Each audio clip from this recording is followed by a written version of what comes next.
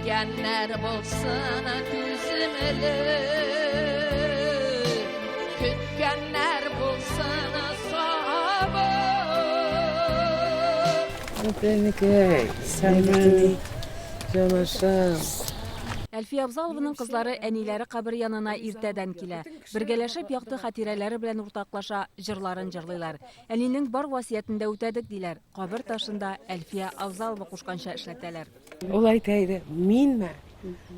Шулай күмегез мине. Мин җирактан күренеп торырга, менә булай торырга тиешмен дип.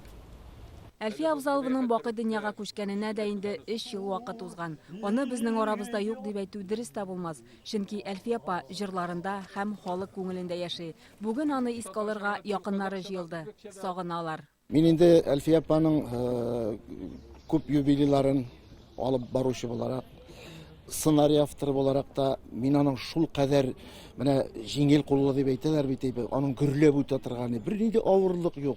Артистлар да шундый, үзе шундый булгангадырмы менә.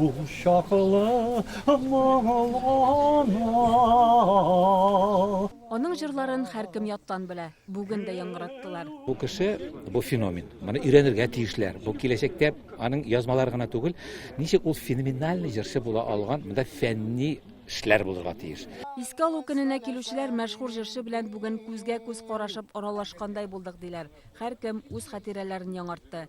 Бу матур гадәтне ел саен үткәрергә сүз куешалар. Соңыннан бергәләшеп Әлфия Абзалова рухына дуга кылдылар. Чулпан Касымова, Рамзил Гарипов, Яңа гасыр каналы. Күтелмәгән кунак көттереп кенә интернет челтәрләренә дә килеп җитте. Хәзер бу фильмның барлык серияларын ТНВ.ру сайтында карап була.